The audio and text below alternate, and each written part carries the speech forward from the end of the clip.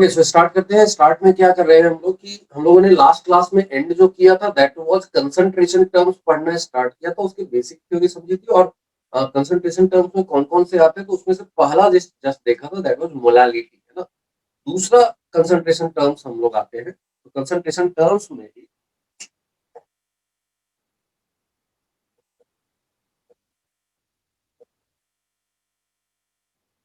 the second concentration term is mole fraction.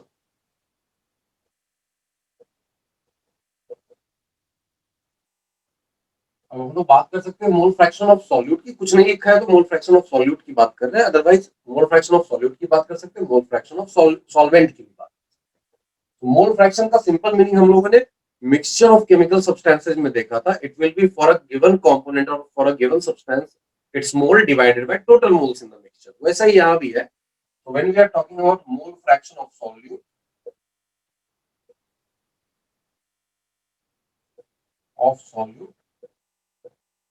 इसको हम लोग ऐसा x से जनरली इंडिकेट कर देते हैं। तो x of solute will be equal two moles of solute divided by moles of solute plus moles of solvent। ठीक है, that will be the mole fraction of solute. यहाँ n क्या है? मोल्स है, n इज मोल्स। ऐसा ही if you are talking about mole fraction of solvent, if you are talking about mole fraction of solvent, then it will be this time it will be moles of solvent divided by moles of solute plus moles of solvent। And if you add these two, देखो फिर से क्या हो जाएगा? One हो जाएगा। Mole fraction of summation of mole fraction of all the chemical substances in the mixture is one. So वैसे ही यहाँ भी है, हम लोग लिख सकते हैं मोल fraction of solute plus mole fraction of solvent will B one. तो कोई एक निकल आया तो दूसरा डायरेक्टली निकाल सकते हैं। नोट कर जाओ, कहीं डाउट है तो पूछ लो। क्या पूछा? फिर से पूछो। सॉल्यूट क्या? I didn't see that sir, फिर से लिखो एक बार।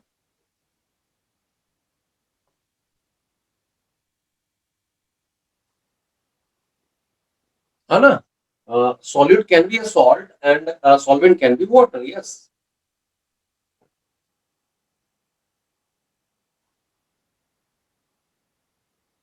चलो, तो यहां से आगे बढ़ते हैं। तो that was first second term. इससे रिलेटेड एक कैलकुलेशन करके देख लेते हैं।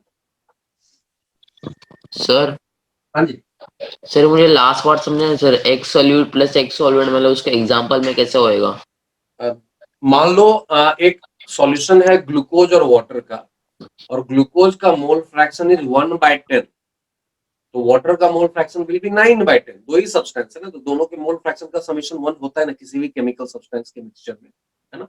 ये हम लोगों ने पहले ही सीखा।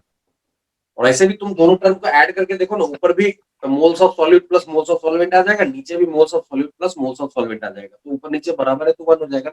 दोनों को ऐड करके देखो ना, जो टर्म दिया था ओके सर। तुमको, गेटिंग 1। ठीक है, यस सर। ओके। तो नाउ एक क्वेश्चन करके देखते हैं।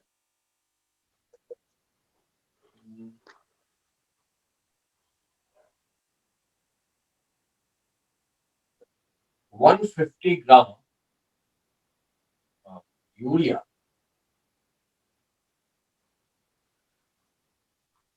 is mixed with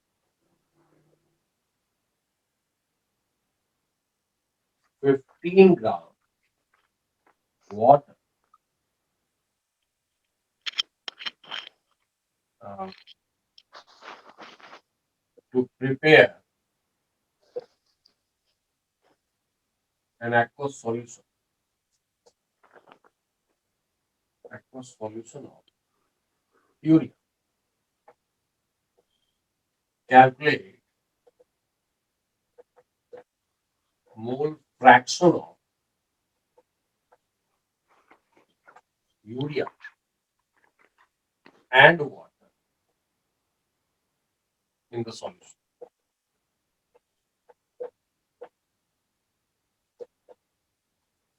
यूरिया मैंने बताया होगा CONH2 ट्वाइस होता है ना, यूरिया Yes. CONH2 ट्वाइस, ये लिख कर नहीं देखा है बार, तुमको पता होना चाहिए। वाटर यू नो H2O होता है, और एटॉमिक मास चाहिए। सी द सॉल्यूशन, सबसे पहले क्या करना है, दोनों के मोल्स निकाल दो, है ना। सो मोल्स निकालने के लिए total mass of urea is given as 150 gram, और इसका जीएमएम कितना आएगा, तो यूरिया का जीएमएम विल बी, इसको कैलकुलेट करके देखोगे, मॉलिक्यूलर मास 60 आएगा, सो जीएमएम इज 60 ग्राम। ठीक है, so moles of urea is total mass 150 gram divided by 60 gram, that is 2.5। ठीक है, या फिर 5/2 लिख सकते हो। वैसे ही total mass of water is given as 315 gram, and GMM of water 18 grams. 18 gram. So that's why moles of water will be 315 upon 18. Okay, so that becomes 3 से cancel होगा, 105 upon 6. So again 3 से हो जाएगा 35 upon 2, है ना। This is 35 upon 2, 9 से cancel कर लो। ठीक है, so that is 17.5. That's why अगर तुमसे पूछा जा रहा है मोल फ्रैक्शन ऑफ यूरिया बताओ, तो that will be moles of urea divided by moles of urea plus moles of water, that is 2.5 upon 20, that is 1/8। Sir x का मतलब मोल फ्रैक्शन ना? हाँ, x का मतलब मोल फ्रैक्शन, जहां भी x लिख रहा हूँ इसका मतलब कैपिटल X लिख रहा हूँ, तो दैट इज मोल फ्रैक्शन। वैसे ही मोल फ्रैक्शन ऑफ वाटर पूछेगा, दो तरीके, या तो कैलकुलेट करें या फिर 1 माइनस दिस मच करते, वो भी चलेगा, कैलकुलेट करके देख लेते हैं। 17.5 divided by 2.5 plus 17.5, that is giving you 17.5 by 20. इसको भी कैलकुलेट करोगे, you'll be getting 7/. This is the answer, this is the answer, और दोनों का समेशन देखो 1 आ रहा है।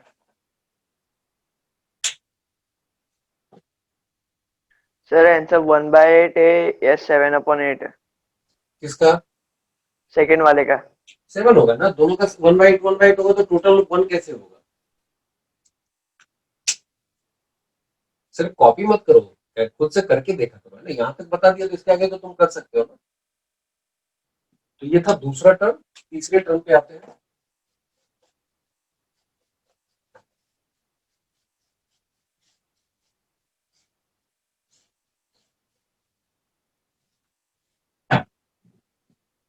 थर्ड टर्म एक्चुअली तीसरा टर्म नहीं है, कलेक्शन ऑफ टर्म्स है, बहुत सारे टर्म्स मिलेंगे, उनको हम लोग बोलेंगे परसेंटेज कंसंट्रेशन टर्म।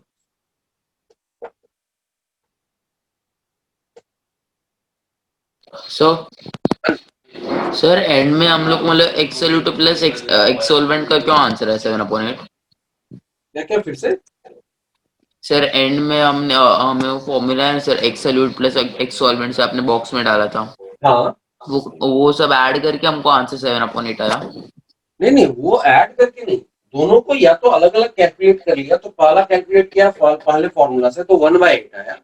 दूसरा जो मोल फ्रैक्शन ऑफ सॉल्वेंट का फॉर्मूला था, वो लगा के 7/8 निकाल लो, या फिर वो जो बॉक्स वाला फॉर्मूला है उसमें अगर एक्स ऑफ सॉल्यूट 1/8 है, तो 1/8 plus mole fraction of solvent will be equal to 1, तो वहां से भी 7/8 आ जाएगा, है ना। Okay sir. दोनों तरीके हैं, तुम यहाँ से निकालो या फिर 1/8 देख के बोल दोगे तो दूसरा 7/8 होगा, तभी तो टोटल 1 होगा। Okay sir. ये परसेंटेज कंसंट्रेशन टर्म्स 3 तरीके से लिखे जाते हैं, उसमें से 2 इंपॉर्टेंट है, तीसरा अलग से ही क्वेश्चन पूछता है तो पूछता है, नहीं तो पहले 2 जो है वो ज्यादा इंपॉर्टेंट। सो वो टर्म कौन से है? सो पहला है परसेंटेज बाय वेट लिखा रहेगा, वेट या मास जो भी लिखा, इसी को इंडिकेट करते हैं परसेंटेज W अपॉन W, ऐसा लिखा है, ठीक है। दोनों चीजें एक ही है।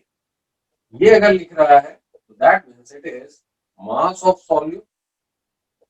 ये परसेंटेज का मतलब कितना क्या होता है, आउट ऑफ 100 कितना, है ना। तो ये परसेंटेज बाय वेट क्या इंडिकेट कर रहा है।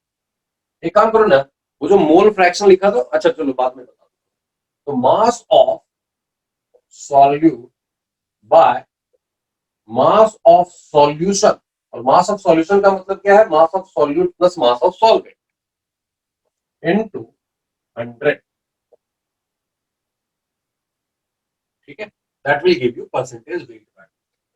दूसरा टर्म है परसेंटेज वेट बाय वॉल्यूम।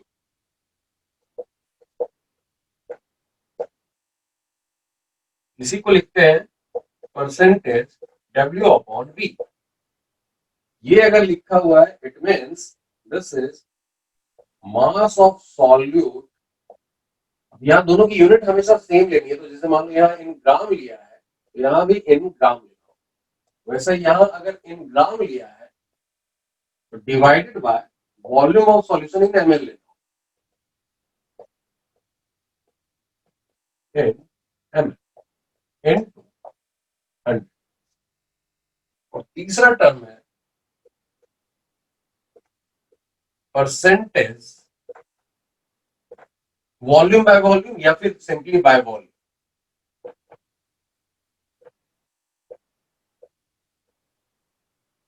और this is written as percentage V upon V। इसको क्या लिखेंगे, दिस इज वॉल्यूम। ये कब सिग्निफिकेंट हो जाता है, जब एक लिक्विड सॉल्वेंट में तुम दूसरा लिक्विड सॉल्यूट ही ऐड करो तो वो वॉल्यूम देंगे कि 5 ml of ethanol is getting added to 95 ml of water, है ना। तो ऐसा लिखा हुआ है, तो then it is volume of solute. अगर उसको ml में लिया है तो नीचे वॉल्यूम ऑफ सॉल्यूशन, वो भी ml में लेना होगा, एंड देन इनटू 100, ठीक है। तो दीज आर द डेफिनेशंस। अब इनका मतलब क्या होता है, तो जैसे ये टर्म है इसका मतलब है, इफ मान लो आप बोल दिया 10% वेट बाय वेट है, इसका मतलब है 10 ग्राम of solute is present in 100 gram of solution. तो हम लोग इसको और क्या लिख सकते हैं, it means mass of solute पर 100 ग्राम सॉल्यूशन। इसी को हम लोग परसेंटेज वेट बाय वेट। वैसा ही इस टर्म को क्या बोलेंगे, तो this is mass of solute in gram per 100 ml of solution. और इसका मतलब हुआ वॉल्यूम ऑफ सॉल्यूट, यहां भी इन ग्राम है ये,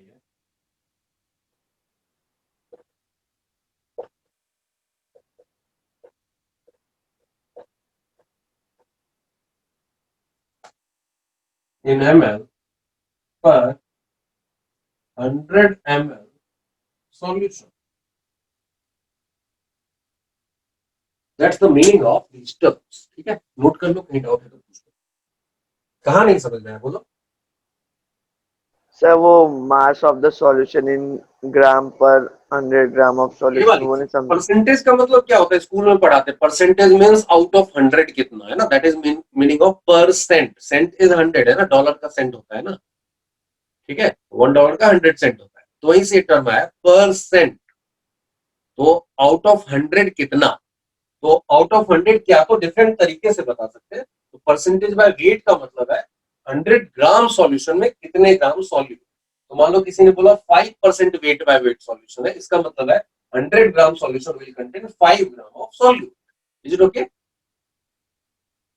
यस सर। ठीक है। वैसा ही परसेंटेज वेट बाय वॉल्यूम का मतलब है 100 ml सॉल्यूशन में कितना ग्राम सॉल्यूट, सिंपली लिखा हुआ है ना। वैसा ही परसेंटेज वेट बाय वॉल्यूम का मतलब है 100 ml सॉल्यूशन में how many ml of solute are present. Is it okay? Yes sir. Percentage का मतलब 100 में कितना। सर हाँ सर इससे डायरेक्ट क्वेश्चन आ सकते हैं क्या, मतलब? एकदम से बहुत इजी तो नहीं देगा कि 5 ग्राम है 95 ग्राम के साथ तो परसेंटेज बताओ, बट थोड़े से इनडायरेक्ट क्वेश्चन आ सकते हैं। मतलब एक टर्म दिया रहेगा, दूसरा टर्म पूछेगा, ऐसा आ सकता है। ओके अभी गाड़ी सीधी नहीं चलने वाली है जी, की गाड़ी थोड़ी सी टेढ़ी चलेगी मेंस में। फॉर्मूला से सिर्फ काम नहीं चलेगा, बट बिना फॉर्मूला के भी काम नहीं चलेगा। यू नीड टू नो कि ये होता है ना, इसके बाद फिर आगे के वेरिएशन हम लोग कवर करेंगे। दिखाऊंगा मैं अभी क्वेश्चन कैसे देखेंगे। ओके, अब क्या होता है ना, इसी में मान लो मैंने किसी का परसेंटेज बोला, जैसे परसेंटेज वेट बाय वेट जो है दैट इज 0.0001। बहुत छोटा नंबर हो गया ना फिर से, Yes, sir. है ना। हम लोग, मैंने पहले क्लास में याद कर बताया होगा, we are comfortable with numbers like 1 2 3 4 1.5 ऐसा चलेगा, ये सब चलता है। अगर 0.000 समथिंग ऐसा जाने लगे या फिर बहुत लार्ज नंबर जाने लगे तो we start changing the scale, है ना। तो वैसा ही यहाँ भी अगर मान लो जैसे पानी के अंदर ऑक्सीजन कितना घुला हुआ है, O2 गैस कितनी घुली हुई है, डिजॉल्व है, वो बहुत कम हो, ठीक है। एंड दैट्स व्हाई ये, अगर तुम परसेंटेज बाय वेट या परसेंटेज वेट बाय वॉल्यूम ऐसा निकालने की कोशिश करोगे ना, तो वो तुमको बहुत छोटा नंबर आएगा। एंड दैट्स व्हाई उन्होंने क्या किया कि स्केल चेंज किया। बोला एक परसेंटेज का मतलब आउट ऑफ 100 होता है, उसमें अगर बहुत कम मिल रहा है तो जरा सा बढ़ाते हैं उसको, आउट ऑफ 10⁻⁶ देखते हैं। 10⁻⁶ इज नथिंग बट 1 मिलियन, है ना। सो दैट्स व्हाई यहाँ क्या किया उन्होंने, इसको चेंज कर दिया और बोला कि अगर नंबर बहुत छोटा है तो you can express that in PPM terms. Ppm का मतलब होता है पार्ट्स पर मिलियन।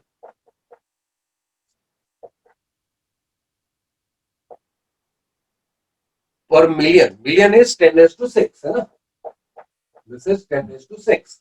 तो जहां आउट ऑफ 100 निकालते थे तो यहाँ 100 लिखते थे, आउट ऑफ 10⁻⁶ लिख रहे हैं तो यहाँ पे 10⁻⁶ लिखना होगा, यही चेंज हो जाएगा। So when we are saying PPM by weight, उसी को हम लोग लिख देते हैं पीपीएम डब्ल्यू। ऐसा अगर पूछा जाए तो this is nothing but mass of solute in gram per 10⁻⁶ ग्राम।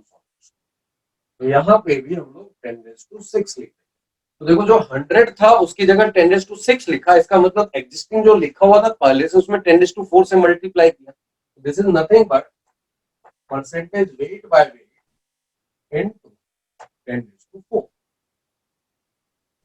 ठीक है, तो ये हो गया फॉर्मूला और इसका रिलेशन हो गया परसेंटेज वेट बाय वेट। ऐसा वैसे ही दूसरा टर्म भी है, इसको भी चेंज कर देते हैं।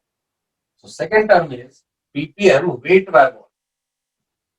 So if it is ppm weight upon volume, then that will be called mass of solute in gram per 10⁶ m. So यहाँ भी into 10⁶ हो जाएगा, and this thing is nothing but percentage weight by volume into 10⁴. Similarly last term भी जो है ये बहुत ज्यादा दिखेगा नहीं तुमको ऐसे। This is ppm v. So that is volume of solute in ml per 10⁶ ml. That will be into again 10⁶, and which will be equal to percentage volume by volume into 10⁴.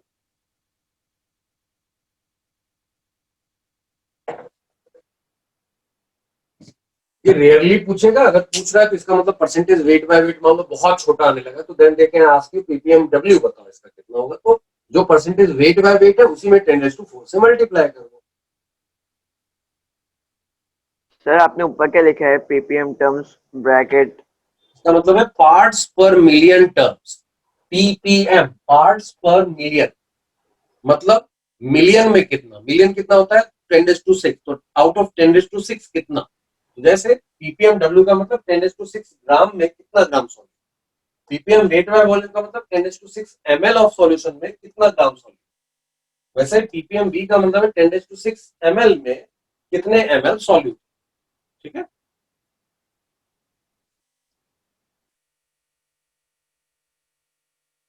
Sir मतलब ये percentage में भी पूछ सकते हैं और ऐसा millions में भी पूछ सकते हैं ना? तो अगर परसेंटेज बाय वेट बहुत कम आता है ना तो फिर वो वैसे क्वेश्चन में पीपीएम पूछा जा सकता है।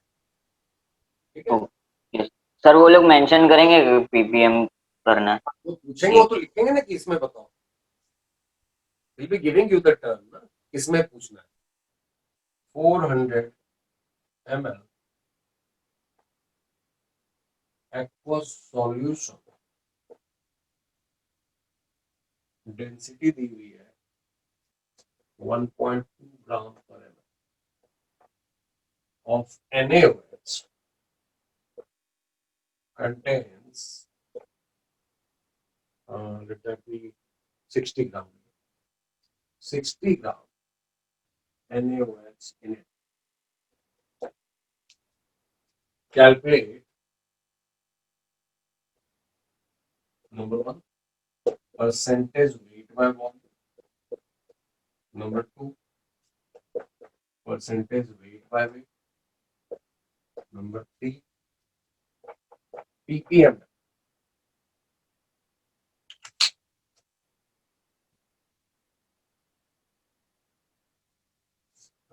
एटॉमिक मास लिख देता हूँ। एटॉमिक मास सोडियम का 23, ऑक्सीजन 16, हाइड्रोजन 1। सर सेकेंड 1.5 है। 1.5। हाँ, चलो देखते हैं इसको।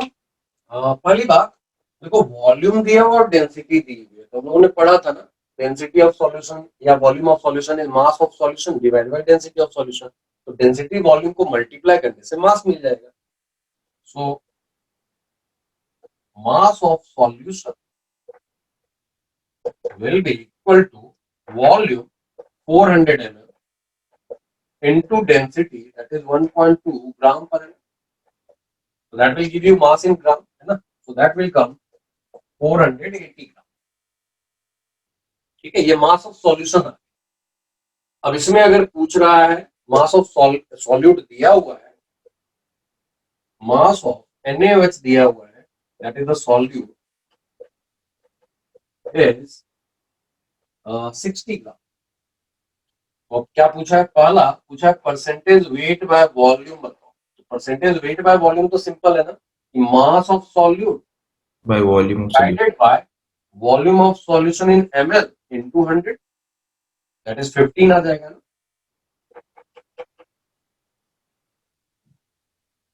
दूसरा second question, percentage weight by wait.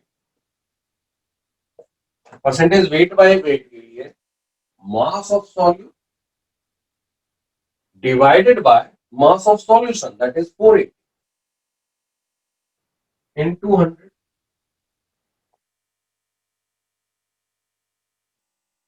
12.5%. 12.5% आ जाएगा। This is 12.5। और तीसरा पूछ रहा है ppm done, that is nothing but percentage weight by weight into 10⁴ है ना। तो that will be percentage weight by weight into 10⁴, that becomes 12.4 into 10⁴ लिख दो, या फिर 1.25 into 10⁵।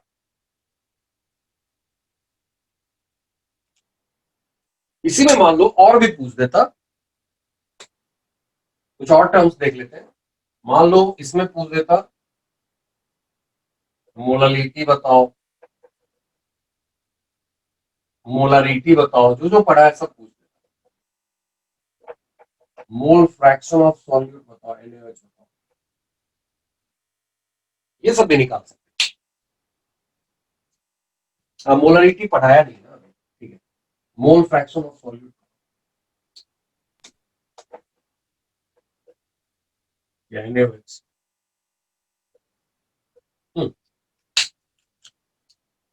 ये हो गया ना, जो क्वेश्चन दिया था वो क्लियर है ना? Sir. Yes sir. ओके, तो आप देखते हैं कि ये बाकी के टर्म्स अगर पूछे जा रहे हैं तो उसको कैसे निकालते। तो मोलालिटी बाय डेफिनेशन क्या था? Molality was moles of solute तो मोल्स निकालने के लिए देखो टोटल मास अपॉन इसका जीएमएम करना होगा, दैट इज 40 ग्राम, है ना। NaOH का कैलकुलेट करोगे molecular mass, it will be coming 40, so GMM is 40। तो moles of solute divided by mass of solute, mass of solvent लेना होगा, mass of solvent will B 480 minus 60 ग्राम, है ना। एंड तब वो ग्राम में लेते तो इनटू 1000 करना होता है। सो दैट गिव्स यू, ऊपर देखो 1.5 है, नीचे 420 है, इनटू 1000,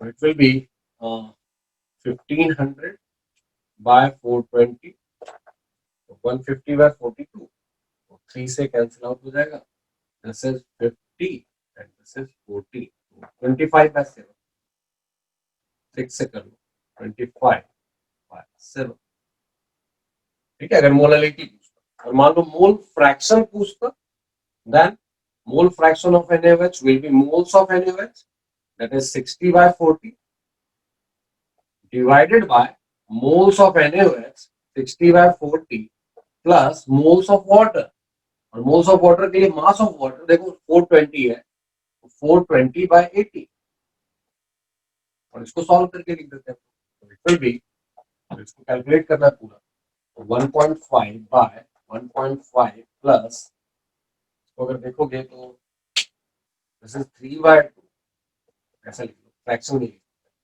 3 by 2, 70 by 3, सर एक बार फोर्थ वाला रिपीट कर दो ना।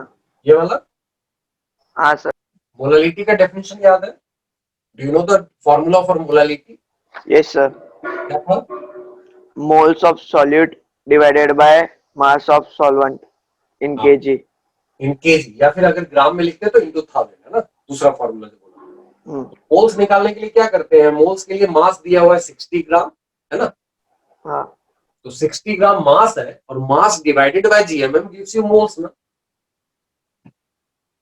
तो मास 60 है, और जीएमएम इसका NaOH का मॉलिक्यूलर मास देखो, कैलकुलेट करो, 23 प्लस 16 प्लस 1 दैट इज 40, तो GMM is 40 gram. Yes sir. तो total mass upon GMM gives you moles, divided by mass of solution. अगर मास ऑफ सॉल्वेंट अगर चाहिए तो मास ऑफ सॉल्यूशन इज 480, उसमें से सॉल्यूट 60 है, तो 480 minus 60 will be the mass of solvent, है ना। Yes sir. 2000 कर दिया। Yes, thank you sir. ऐसा ही यहाँ पे है, इसको सॉल्व करोगे you will be getting I think कि 9/149। यहाँ भी क्या है, मोल्स निकाल दिया सॉल्यूट का, यहाँ नीचे moles of solute plus moles of solvent के लिए फिर से वाटर का मास इज 420 और उसका GMM 80, 420 by 18 is the moles of solvent, moles of solute by moles of solute plus moles of solvent, इसको सॉल्व कर दिया। These were some terms। अब एक और टर्म बचा हुआ है, that is called molarity।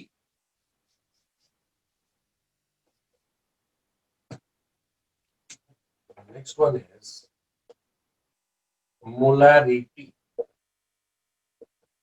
So molarity का मतलब क्या होता है, इसको कैपिटल M से इंडिकेट करते हैं। इसका सिंपल मीनिंग है moles of solute per 1000 ml or 1 liter per liter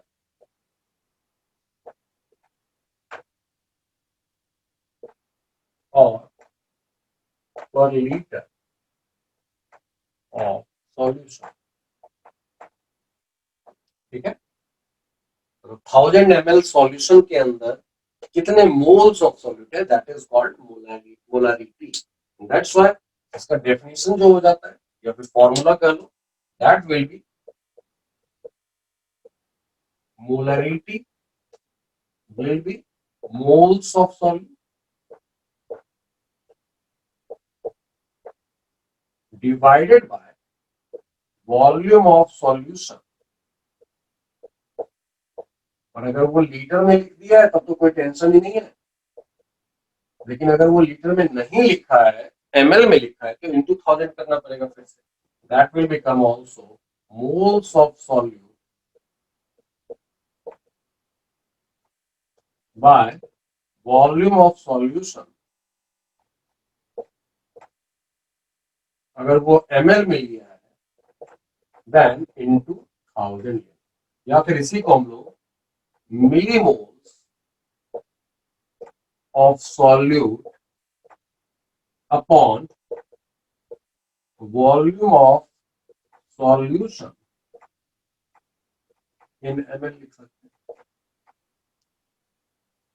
ठीक है,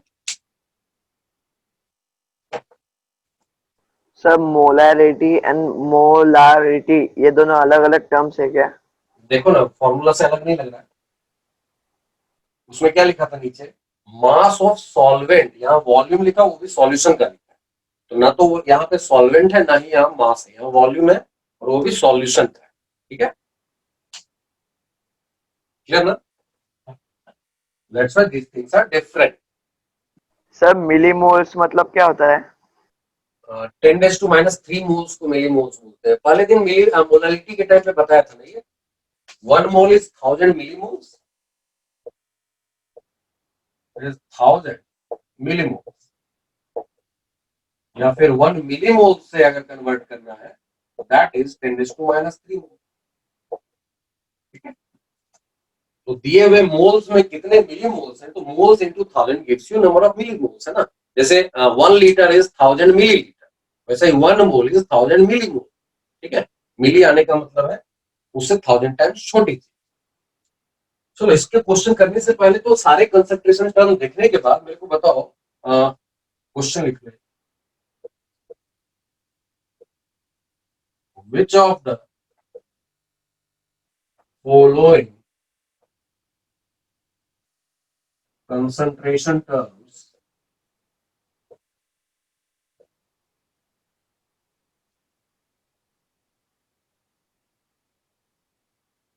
do not depend on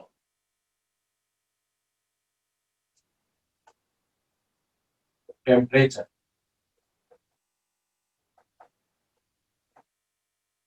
Ignore evaporation.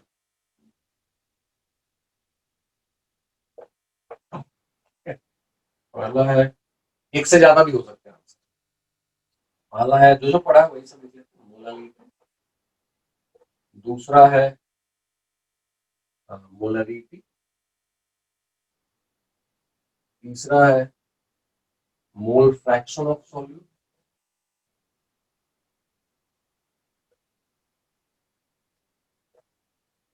चौथा है परसेंटेज वेट बाय वेट।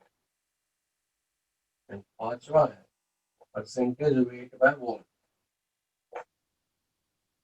एक से ज्यादा भी आंसर हो सकता सर डी वाला। है। वाई डी वाला? कुछ सोचा है तो बताओ, तुक्का है तो फिर there is no logic, but अगर थोड़ा भी कुछ सोचा है तो बताओ, हो सकता है वहां से तुमको हिंट मिल जाए। सर क्योंकि मतलब वेट है ना, मास। वेट जो है वो डिपेंड नहीं करेगा, है ना, हाँ वही तो, है ना। इसलिए अच्छा एक और mass चीज ही है डिपेंड ना। नहीं करेगी। मैं अगर बोलूं कि ये ब्लैक पेन अभी 2 है इन चारों में से, if I am having 4 markers, उसमें से 2 ब्लैक हैं 25 डिग्री सी पे, 26 डिग्री सी पे ये ब्लैक पेन के नंबर कितने रहे? 2. मैंने टेम्परेचर 25 का 26 कर दिया, बताओ क्या ये ब्लैक पेन के नंबर चेंज हुए क्या? नहीं सर. नहीं ना, उतने ही रह गए ना। तो इसका मतलब एक और हाँ। चीज है जो डिपेंड नहीं करती है, दैट इज नंबर, है ना। और नंबर को हाँ। रिप्रेजेंट यहाँ क्या करते हैं, मोल्स में। मोल। तो हाँ। कहीं अगर मास या मोल सिर्फ आ रहा हो तो वो टेम्परेचर पे डिपेंड नहीं करेगा। कौन सी चीज डिपेंड करेगी, वो है वॉल्यूम, है ना, क्योंकि टेम्परेचर चेंज करने से डेंसिटी चेंज होती है लिक्विड की, है ना। तो दैट्स व्हाई क्या होगा, टेम्परेचर चेंज करने से डेंसिटी अगर चेंज हो रही तो वॉल्यूम चेंज होगा। If you are getting a term of volume then that will start depending on the temperature। तो देखो कहाँ कहाँ वॉल्यूम नहीं है, वो डिपेंड नहीं करेगा। हमेशा ये ध्यान से देखना क्या पूछा है, डोंट डिपेंड या डिपेंड्स, है ना, ऐसा पूछा।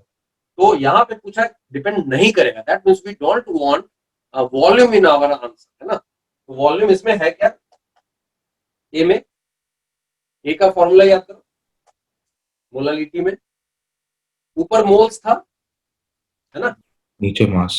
नीचे मास है, तो ये डिपेंड नहीं करेगा ना। Yes sir. ठीक है, this is our answer B. Yes molarity sir, depend करेगा। करेगा डिपेंड सर करेगा वॉल्यूम। क्योंकि ऊपर मोल्स है नीचे वॉल्यूम है, तो volume will depend on volume. ये नहीं होगा हमारा आंसर। तीसरा मोल फ्रैक्शन, ऊपर क्या था मोल्स ऑफ सॉल्यूट, नीचे moles of solute and moles of solvent. Depend करेगा क्या? नहीं करेगा सर। नहीं करेगा क्योंकि मोल्स है, सिर्फ वॉल्यूम है ही नहीं, तो ये भी हमारा आंसर होगा। चौथा मास है दोनों में, इसलिए डिपेंड नहीं करेगा। नहीं करेगा, तो ये हमारा आंसर है क्योंकि नहीं करने वाले को ही पूछा है। हाँ पांचवा सर, ये करेगा, डिपेंड करेगा कि करेगा, नीचे वॉल्यूम। नीचे वॉल्यूम है, so that's why it will not be our answer. So our answer is A, C and D. ठीक है? सर मतलब एमसीक्यू में ऐसे भी दिया रहेगा तो भी हम लोग को और भी आंसर रहेंगे तो वो भी टिक कर रहे हैं ना। मेंस में तुम्हारा मल्टीपल आंसर वाले नहीं आते, एक ही आता है, तो हो सकता है वो ग्रुप बना के दे देना।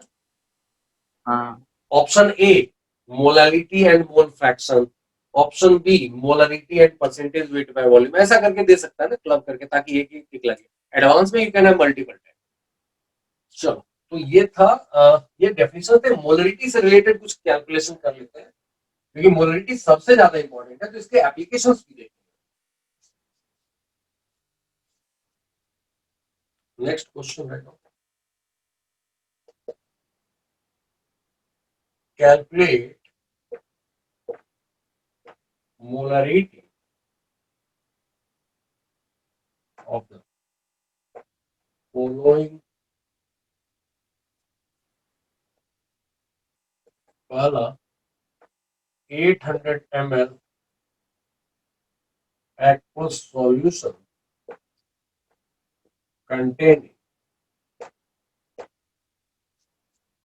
14.5 gram KCl, 14.9 gram, calculation easy है।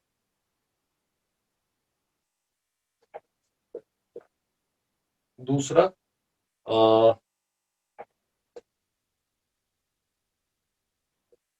500 ml aqueous solution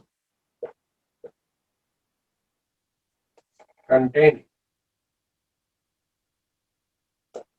25 या फिर 25 millimoles of यूरिया। तीसरा है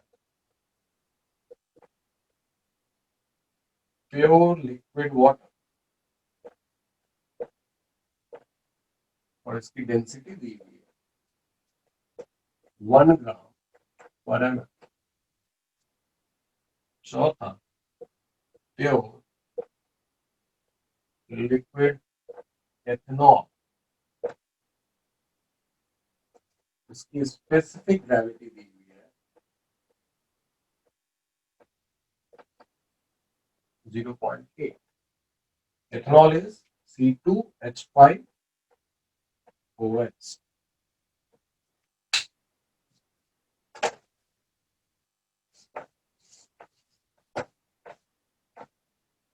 जो एटॉमिक मास है जरूरी है वो मैं लिख देता हूं।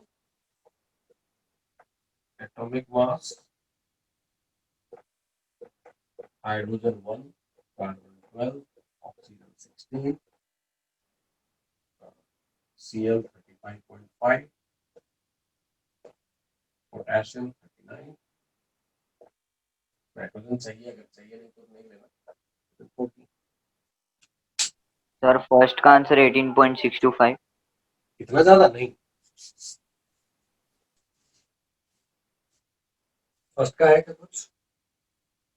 0.25 0.25। चलो देखते हैं पहला वाला। फर्स्ट क्वेश्चन में वॉल्यूम ऑफ सॉल्यूशन दिया हुआ है एमएल में, यहाँ मास है, मास से मोल्स पे जाने का तरीका बहुत बार देखा है, टोटल मास अपॉन जीएमएम है ना। तो पहली बात जीएमएम कैलकुलेट कर लो, तो GMM of ACl is 39 plus 35.5 and that is 74.5। so moles अगर निकालने हैं, so moles of ACl will be total mass 14.9 gram divided by 74.5 gram, that is 0.2. So molarity अगर चाहिए, molarity will be moles of solute by volume of solution. अगर तुमने लिया हुआ है ml में तो into 1000, that is 200 by 800, that is 0.25. और जैसा मैंने बताया इसको रिप्रेजेंट किया जाता है कैपिटल एम से, लिख सकते हो। तो यहीं पर अगर लिखा हुआ है 0.25 कैपिटल एम सॉल्यूशन, इसका मतलब उन्होंने मोलरिटी बताई हुई है 0.25। स्मॉल एम लिखे तो मोलालिटी है ना, तो ये ध्यान में रखना। Capital M indicates molarity, small M indicates molality. This was first one. Second देखते हैं। सेकंड का पूछा हुआ है, अगेन वॉल्यूम दिया हुआ है, मिली मोल्स दिया हुआ है। यहाँ से तो डायरेक्टली निकल आता है, फर्क भी नहीं पड़ता यूरिया क्या है या फिर उसका मॉलिक्यूलर मास क्या है, ये सब फर्क नहीं पड़ता। Number of millimoles 25 divided by volume of solution in ml, बस इतना ही करना। That is 0.05 Yes, sir. Answer.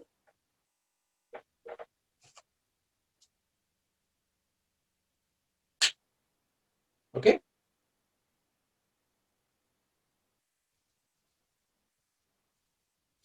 Third देखते हैं। थर्ड आईआईटी का पूछा हुआ है, वो भी एडवांस वाला, तो कम मार्क्स के थे बट जिसमें सब्जेक्टिव आते थे उस समय का पूछा। तो third one is pure water. तो कोई सॉल्यूट नहीं है यहाँ पर, तो वाटर की मोलरिटी पूछ रहा है। वाटर की मोलरिटी का मतलब है वाटर के ही 1 लीटर में इसके कितने मोल्स, ठीक है। क्योंकि मोलरिटी का डेफिनेशन ही आपको स्टार्ट में जो बोला था, it was moles of solute पर लीटर ऑफ सॉल्यूशन, है ना। तो पर लीटर अगर कोई सॉल्यूट नहीं है तो वाटर की मोलरिटी पूछ रहा है। Calculate the molarity of pure liquid water, ये पूछा हुआ था आईटी, ठीक है।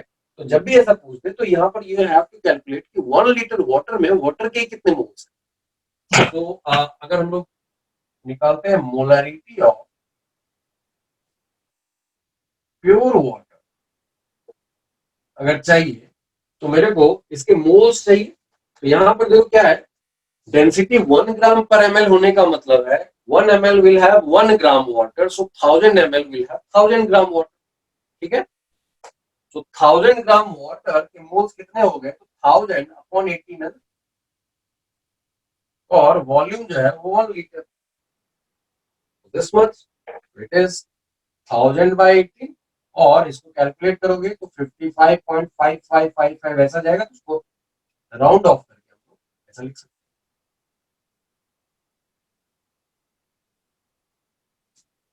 हैं। Is it okay? Yes, sir. Last वाला जो क्वेश्चन है that is saying specific gravity. बता, याद है तुमको बताया था मैंने स्पेसिफिक ग्रेविटी और बोला था कि डेंसिटी की जगह they can mention specific gravity. तो स्पेसिफिक ग्रेविटी जितना नंबर रहेगा उतनी ही डेंसिटी होगी इन ग्राम पर एमएल। तो इसका मतलब था, उन्होंने जो दिया था इसका मतलब था density is 0.8 gram per ML. सो अगर इसके लिए वो कैलकुलेट करना है, फिर से वही प्रिंसिपल जो थर्ड में था, प्योर लिक्विड की बात पूछ रहा है तो प्योर लिक्विड एथेनॉल का अगर पूछ रहा है मोलरिटी कितनी होगी, तो इसके 1 लीटर में एथेनॉल के कितने मोल्स होंगे। सो डेंसिटी दी हुई है, तो mass of ethanol in 1 litre कितना होगा वो निकाल लेते हैं। तो मास के लिए डेंसिटी इनटू वॉल्यूम कर लेते हैं। Density is 0.8 gram per ML and volume जो है वो 1000 ml है। So that gives you 800 ग्राम। तो 800 ग्राम के मोल्स कितने हो जाएंगे, so moles of ethanol in 1 liter will be इसका टोटल मास डिवाइडेड बाय इसका जीएमएम। तो इसका जीएमएम कैलकुलेट करोगे 46 ग्राम आ जाएगा। तो दैट इज 800 अपॉन 46 या फिर तुम इसको 400 अपॉन 23 लिख सकते हो। डेसिमल में कन्वर्ट करोगे तो 17 पॉइंट समथिंग आ जाएगा, ठीक है। तो यही मोलरिटी होगी।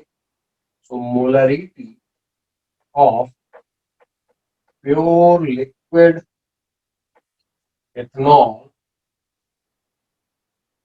is 400 by 23.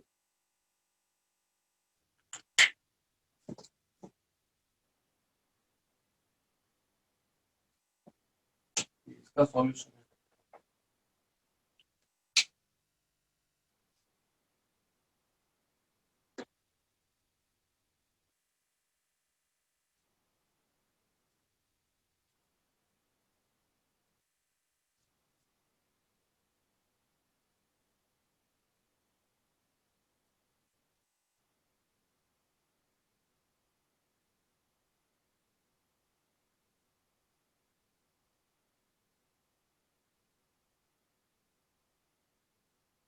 हाँ?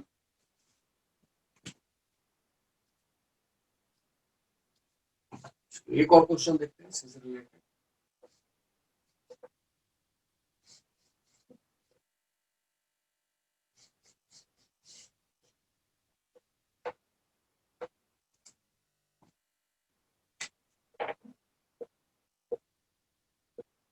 Calculate mass of calcium nitrate in 500 ml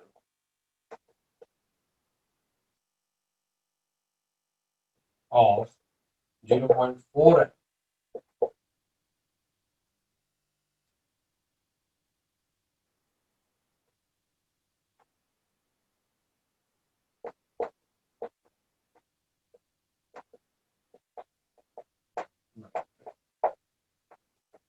ठीक है। Also calculate molar concentration of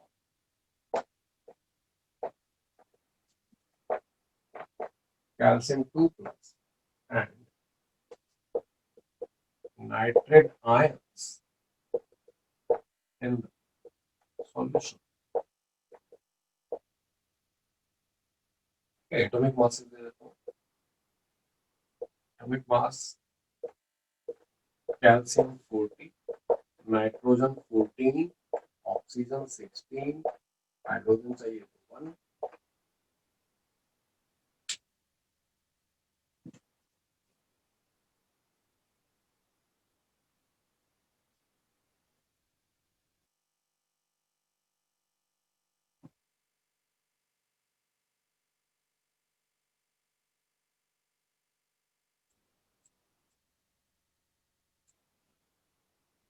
चलो देखते हैं इसको।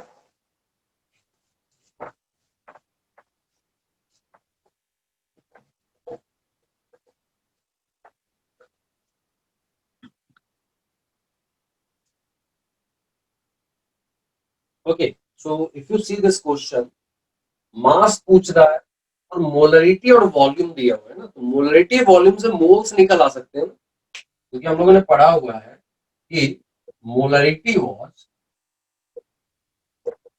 Moles of solute by volume of solution in ml into 1000 है ना। तो यहाँ पे मोलरिटी दी हुई है that is 0.4, that will be equal two moles में n से लिख रहा हूँ, ठीक है, n is moles divided by this is 500 into 1000। यहाँ से मोल्स ऑफ सॉल्यूट मिल गया, मोल्स ऑफ सॉल्यूट बिकम्स, ये देखो 2 हो जाएगा, 2 टाइम्स इधर 0.2 हो जाएगा, और moles into GMM gives you mass, है ना। सो मास अगर चाहिए कैल्शियम नाइट्रेट का, that will be moles into GM, that will become 0.2 moles है, और इसका जीएमएम कितना है तो कैलकुलेट कर लो। यहाँ पे ये देखो 164. 164 आ रहा है, Yes, sir. तो 164 that gives you 32.8 gram, that is the answer। ये हो गया कि कितना मास अवेलेबल था, तो that was 32.8 gram. Now if it is asking ions का कंसंट्रेशन, कभी भी ऐसा पूछ दे तो देखो एक मॉलिक्यूल में कितने कैल्शियम आयन, तो एक ही है, and one molecule is having 2 nitrate ion, तो जितने मोल्स कैल्शियम नाइट्रेट के हैं उतने मोल्स कैल्शियम 2 प्लस के उसमें है, और उसके डबल मोल कैल्शियम नाइट्रेट आयन। तो दूसरे पार्ट के लिए हम लोग क्या बोलेंगे कि कैल्शियम नाइट्रेट जो है that in the solution is going to give you 1 calcium ion and 2 nitrate ion. इसलिए जितनी मोलरिटी कैल्शियम नाइट्रेट की है उतनी मोलरिटी इसकी होगी और उसकी डबल मोलरिटी इसकी होगी। अगर इसमें पूछ दिया जाए मोलरिटी ऑफ कैल्शियम 2 प्लस कितना है, तो that will B 1 into molarity of calcium nitrate.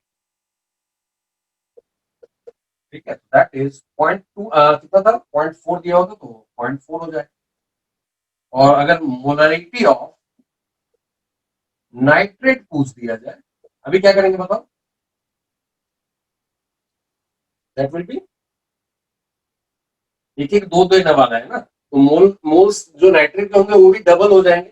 That's why it will B 2 into molarity of calcium nitrate, that is 2 into 0.4, that is 0.8 हो जाएगा।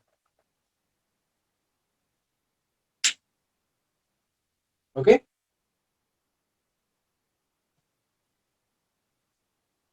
तो कभी कभी आयंस की मोलरिटी पूछ लेता है, या मोलर कंसंट्रेशन का मतलब है मोलरिटी, इसका मतलब है मोलरिटी।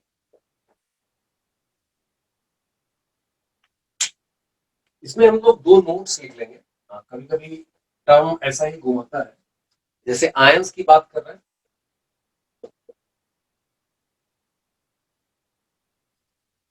सर आपकी आवाज थोड़ी क्रैक हो रही है। नेट का इश्यू होगा, मेरे साइड से हो सकता है, तुम्हारे साइड से भी हो सकता है। फॉर अ सॉल्यूट AX/BY, अगर कैटायन की मोलरिटी पूछ रहा हो, मान लो ऐसा कुछ है जैसे कैल्शियम नाइट्रेट में कैटायन एक था, नाइट्रेट 2 दिख रहा था, तो X1Y2, अगर ऐसा है तो मोलरिटी, जिसको मोलर कंसंट्रेशन भी बोलेंगे, मोलरिटी ऑफ कैटायन, मान लो कोई भी कैटायन AX M- कुछ होगा, जैसे कैल्शियम 2 प्लस है ना, तो that will be equal to X into molarity of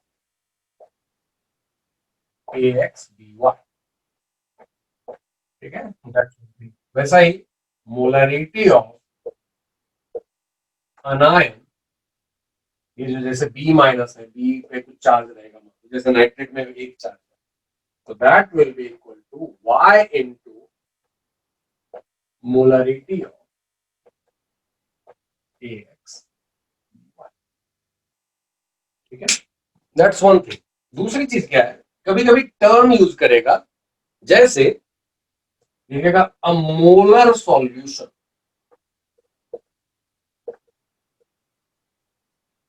इसका मतलब क्या है, तो इसका मतलब होता है मोलरिटी इक्वल्स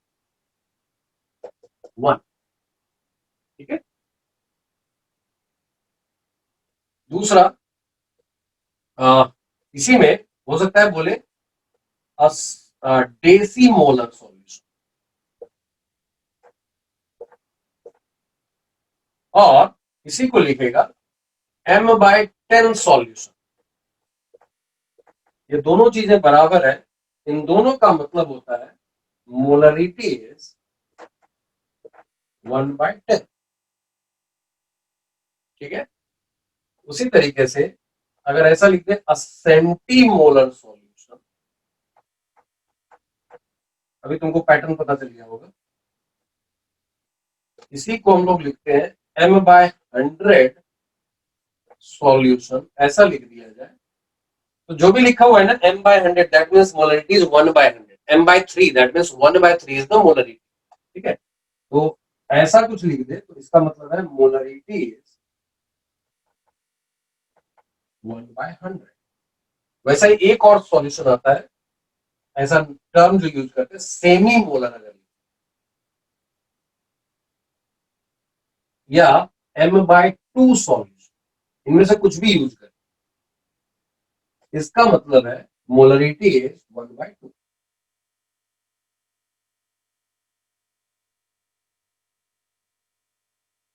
ठीक है, नोट कर दो। चलो अब दो चीजें बाकी है, एक है एप्लीकेशंस ऑफ मोलरिटी, 3-4 एप्लीकेशन है वो समझते हैं, और दूसरा अगर एक कंसंट्रेशन टर्म दे दिया जाए तो दूसरा कैसे कैलकुलेट करना है, दैट इज वेरी इजी। जैसे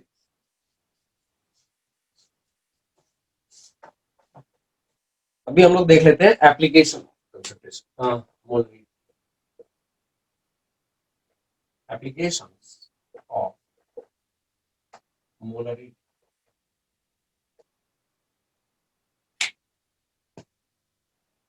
So first one is for dilution. Dilution का मतलब क्या है? मान लो शक्कर डाला हुआ है पानी में और उसको डाइल्यूट करना है, क्या करेंगे? Add water. वाटर ऐड कर देंगे ना. तो जब हम लोग एक्वस सॉल्यूशन की बात कर रहे हैं जिसका सॉल्वेंट वाटर है, तो वाटर का ऐड करना इज कॉल्ड डाइल्यूशन. तो इन जनरल किसी भी दिए हुए सॉल्यूशन में सॉल्वेंट का ऐड कर देना इज कॉल्ड डाइल्यूशन. तो हम लोग क्या बोलेंगे? Addition of extra solvent into a given solution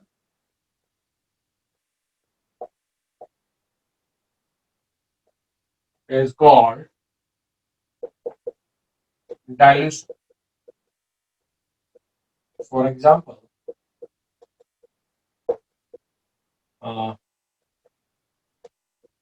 dilution of an aqueous solution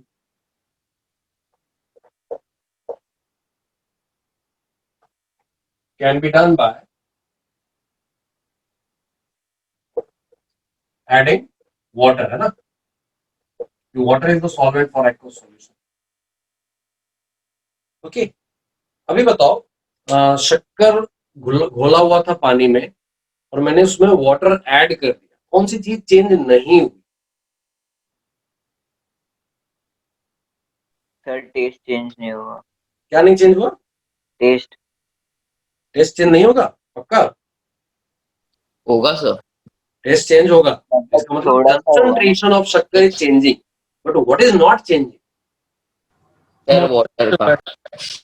water भी तो चेंज हुआ ना, मैंने ज्यादा ऐड कर दिया तो ज्यादा वाटर हो गया ना. Moles of sugar.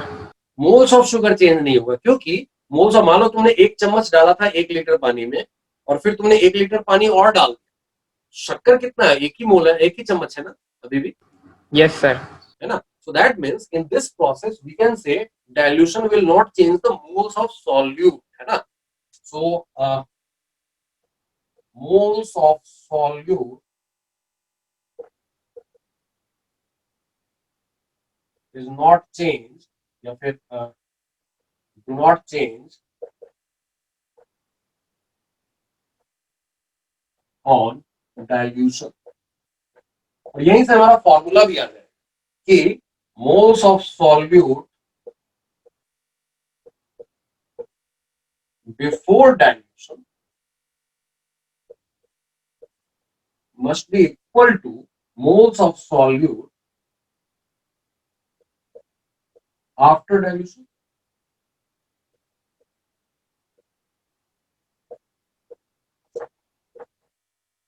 तो अब मोल्स निकालने का तरीका क्या था? याद करो, mole was molarity was moles of solute by volume of solution in litre, है ना? तो volume of solution in litre into molarity gives you moles of solute. तो यहां पर हम लोग क्या लिखेंगे? That can be written as molarity. तो उसको M1 लिख रहा हूं and V1 is volume of solution will be equal to M2 into V2. Clear है पॉइंट? Yes, sir. यहाँ पे M क्या है? M is representing molarity of sir solution. एक बार वो फॉर्मूला रिपीट करो ना. हाँ बताता हूँ. This is volume of solution. Molarity का फॉर्मूला देखो, क्या बताया था? Moles of solute divided by volume of solution, है ना? Yes, sir. तो moles of solute becomes molarity into volume of solution. Is it okay? Yes sir. Yes, sir.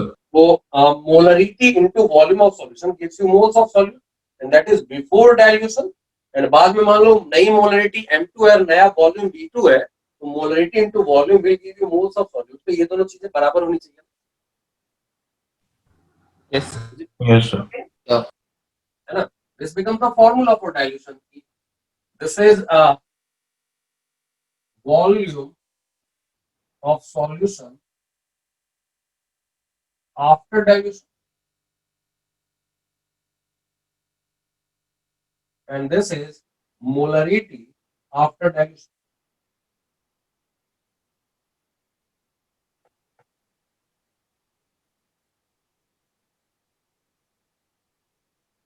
है ना, इन दोनों का multiplication will give you moles of solute after dilution.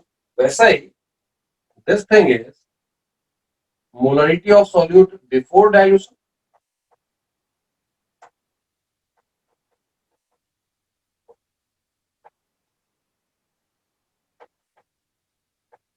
And this thing is volume of solution before dilution.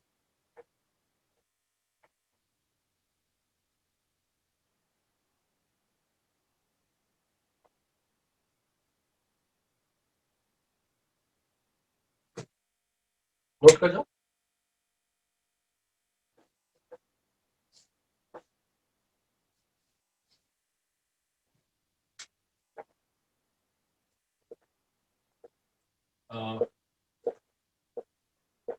What volume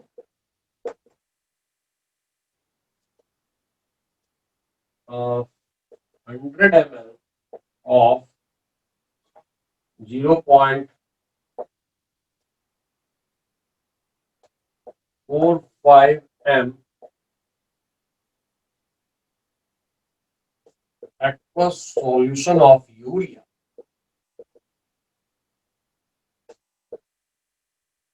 must be diluted so that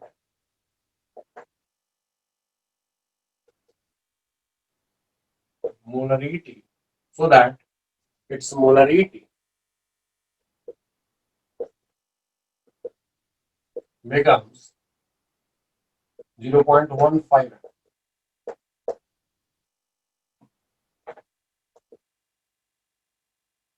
Solve करो.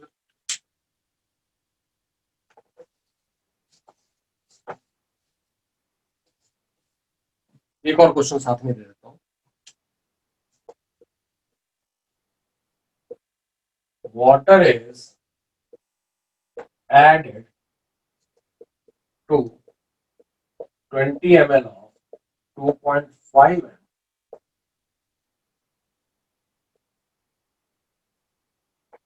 aqueous solution of glucose. If the molarity of glucose in resulting solution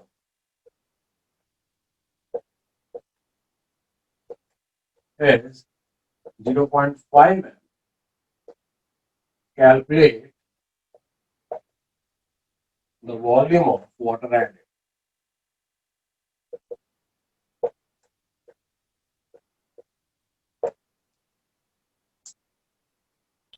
sir हाँ जी.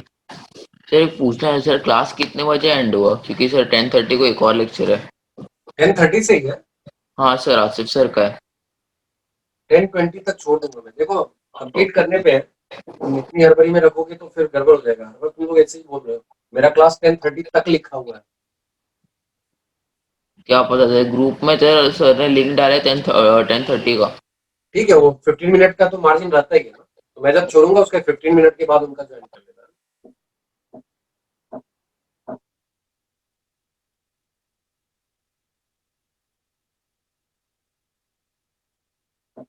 Sure, the answer to first one is 300 ml. Yes, right answer. Good.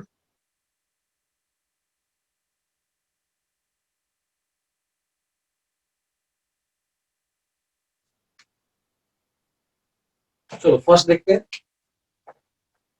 First question में again वही है ना, dilution किया है, इससे साफ दिख रहा है, must be diluted. So m1 v1 equals m2 v2 लगा सकते हैं ना. m1 into v1 equals m2 into v2. सो पहले की मोलरिटी 0.4 है. पहले का वॉल्यूम इन लीटर अगर चाहिए तो 100/1000 करेंगे. तो यहाँ भी इसको लीटर में लेना होगा.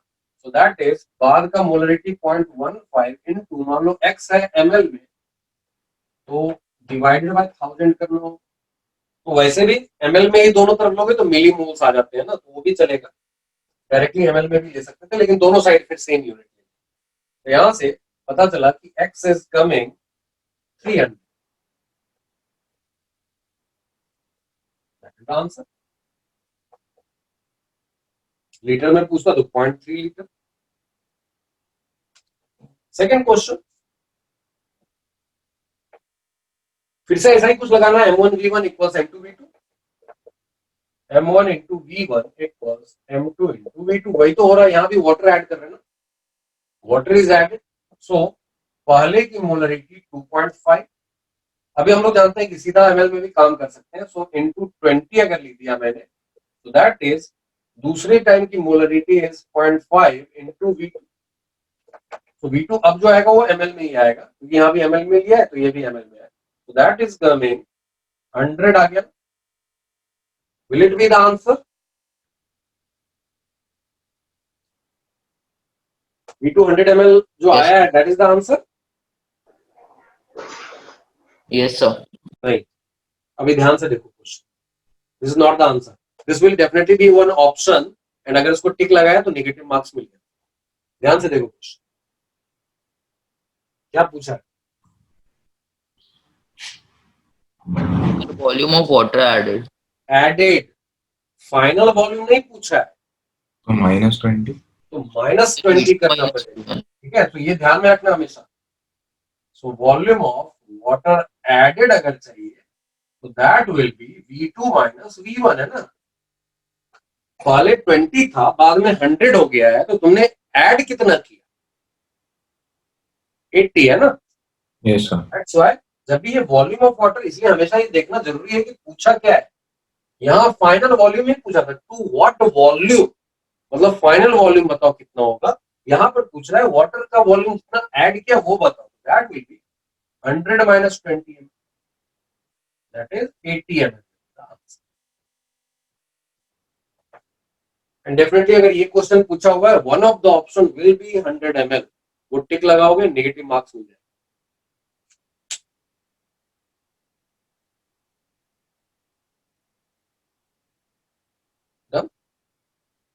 Yes sir.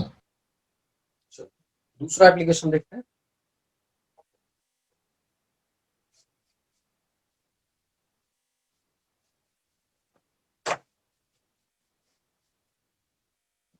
Second application is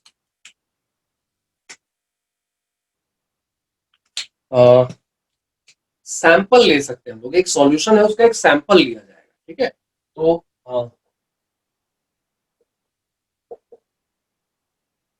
taking a sample from given solution। मैंने स्टार्ट में जब कंसंट्रेशन टर्म स्टार्ट की तो उसी समय बात की थी मैंने, बोला था कि एक शक्कर पानी में घोल के एक शरबत बनाया हुआ है, उसका एक चम्मच पीऊं या एक ग्लास लेकर पी जाऊं, मीठापन चेंज नहीं होता है, sweetness is not changing, yes sir. Sweetness is representing the concentration, है ना, तो इसका मतलब है when you are taking a sample from a given solution, what is not changing is the concentration of the solute. Is it okay? Yes sir. ठीक है, तो हम लोग इसमें क्या लिखेंगे, concentration of solute in sample will be same as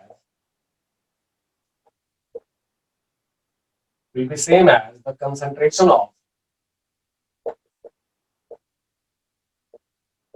solute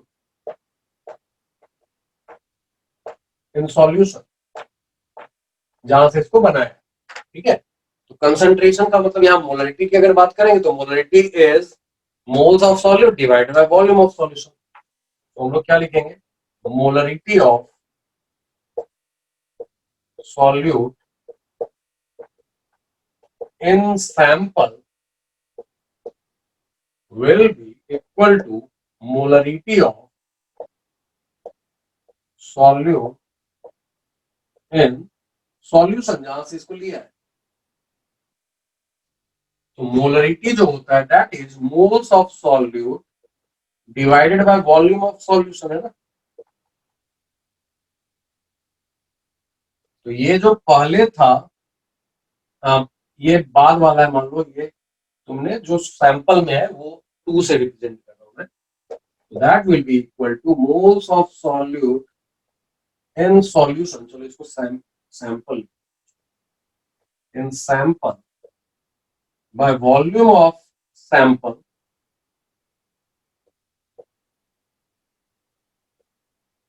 will be equal to moles of solute in solution divided by volume of solution। इसका मतलब कितने मोल्स उठ के आए हैं वो हम लोग निकाल सकते हैं यहां से। That is moles of solute in sample will be equal to moles of solute in solution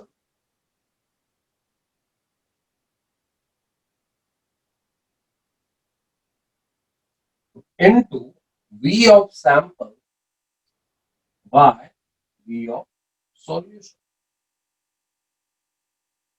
इसका मतलब क्या हुआ, फिर से बता देता हूं, कंसंट्रेशन चेंज नहीं होगा, that we have understood already. तो कंसंट्रेशन का मतलब अगर यहाँ मोलरिटी के टर्म में बोले तो moles of solute in sample by volume of sample will be same as moles of solute in solution by volume of solution, क्योंकि ये molarity of solute in sample बताता है, ये molarity of solute in the solution बताता है। तो इन दोनों को इक्वेट करके we are getting this formula. This is the formula जिसको हम लोग यूज कर सकते हैं। अब ये क्या बता रहा है कि मान लो तुमने 1 लीटर में से 100 ml लिया है, मतलब 1/10 लिया है, तो देखो ये रेशियो 1/10 हो गया, तो moles of solute in sample जो है वो भी 1/10 हो गया है। Is it okay? Yes, sir. Note कर लो।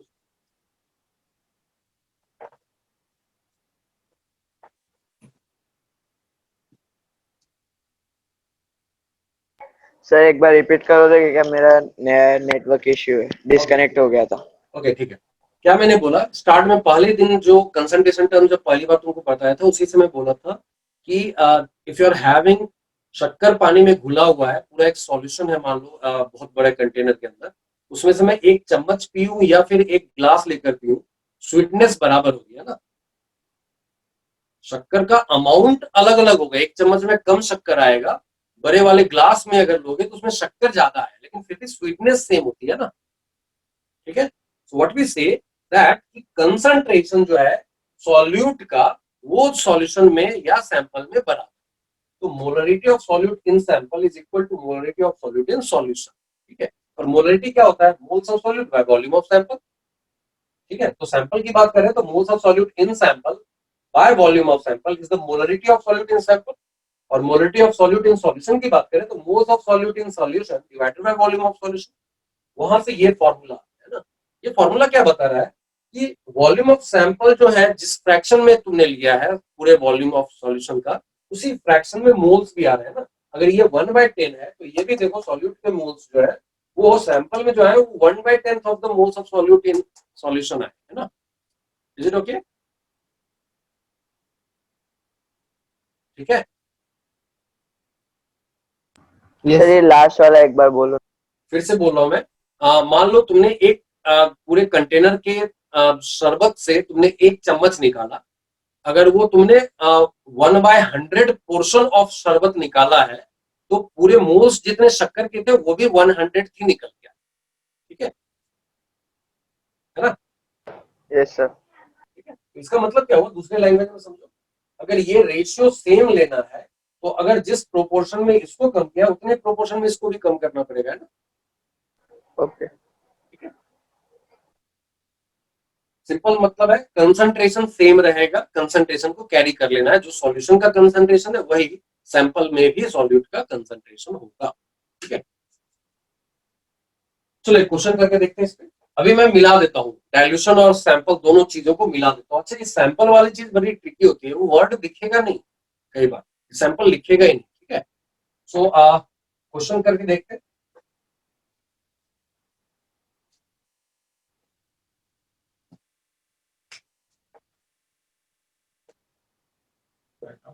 uh, 800 ml of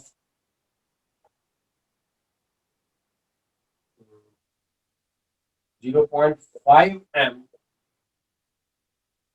aqueous solution of sugar, cane sugar अगर लिख दिया जाए, cane sugar is diluted by 25%.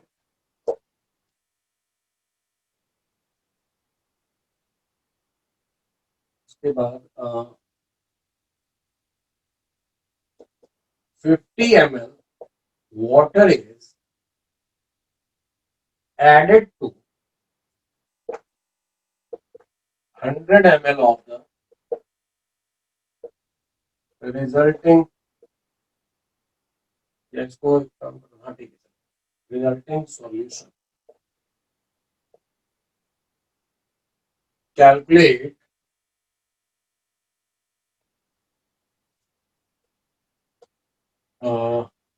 molarity and mass of cane sugar in the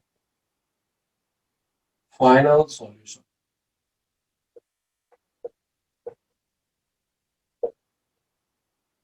ठीक है, केन शुगर क्या होता है? केन शुगर इज सुक्रोज, जो लिखते हैं वही केन शुगर भी लिखेंगे, that is C6H22O11.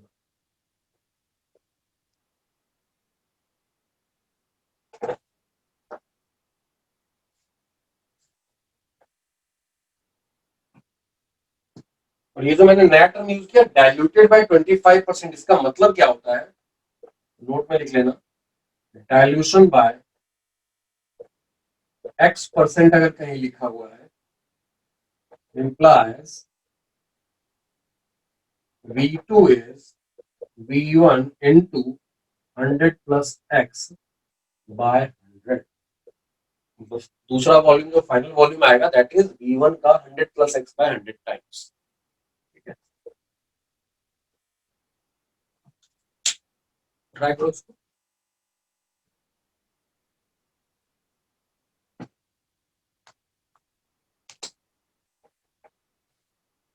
Series of process हो रहा है, इनफैक्ट 3 स्टेप हो रहे हैं. देखो, सबसे पहले डाइल्यूशन किया, फिर क्या किया? Water is added.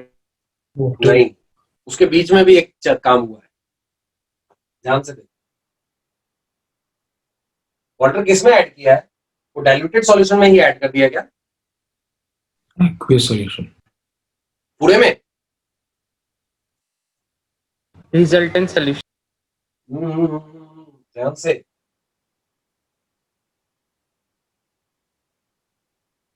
ये मैंने बोला था, ये सैंपल लेने की कहानी जो है ना, क्वेश्चन में छुप के आती है. ये जो डाइल्यूट किया ना, वो हम लोग कैलकुलेट करके देखेंगे कि डाइल्यूट करने के बाद फाइनल वॉल्यूम जो आएगा ना, वो 1 लीटर आएगा. पूरे 1 लीटर में 50 ml वाटर ऐड नहीं किया है, इसमें ऐड किया है 100 ml of the resulting solution. That means it has taken the sample, है ना, 100 ml sample from that 1 liter solution. Is it okay? Yes, sir. There are 3 steps. Pala step is the dilution. Second step is taking 100 ml solution of that 100 ml sample from the diluted solution, and then third step is again a dilution, है ना, water add किया. So 3 step हो रहा है, तीनों की calculation करते चले जाएंगे. So पहला स्टेप क्या है? इनिशियल सॉल्यूशन है हमारे पास, सारे कैलकुलेशन साथ में ही करते चले जाएंगे. इसके लिए कौन सी चीजें हैं? तो मोलरिटी दिया हुआ है 0.5, वॉल्यूम दिया हुआ है इज 800. सो मिलीमोल्स निकाल सकते हैं. So millimoles directly molarity into volume in ml से आ जाता है of solute, that is equal to this thing into this thing. ठीक है, ये इनटू ये इक्वल्स ये आए. ओके, ये हमेशा ध्यान में रखोगे. So this will become 400. अभी क्या किया, इसमें डाइल्यूशन किया है ना. सो डाइल्यूशन बाय 25% का मतलब है दूसरा सॉल्यूशन जो आ रहा है that is on dilution by 25%। इसका मतलब पहले ही मैंने बताया था कि ये जो होगा ये 800 इंटू 125/100 हो जाएगा। Is it okay? अभी जस्ट दिखाया था ना। Yes, इसका sir. मतलब ये हो गया 1000 ml। तो इस स्टेज में इट हैज बिकम 1000 ml। ठीक है, और डाइल्यूशन से जो नहीं बदलता है वो ये है, तो इट विल रिमेन सेम 400 आ जाएगा। तो यहां से हम लोग इसकी मोलरिटी निकाल सकते हैं, that will become 400 by 1000 that is 0.4। Is it okay? Clear है क्या क्या फर्क पड़ा? वॉल्यूम कितना हो जाएगा, तो डाइल्यूशन बाय 25% का मतलब है वॉल्यूम इज 800 इंटू 125/100, तो दैट इज 1000। जो चेंज नहीं होता है डाइल्यूशन से वो है मिलीमोल्स ऑफ सॉल्यूट या मोल्स ऑफ सॉल्यूट। वो मिलीमोल्स Sir. अगर 400 था तो 400 ही रहता, and millimoles divided by volume in ML gives you molarity. This is the molarity. तो ये है स्टेज 1 के बाद का सॉल्यूशन। इसमें Excuse क्या me, sir. किया, इसमें इन्होंने इसका 100 ml सैंपल लिया, यहां से इन्होंने 100 ml सैंपल लिया।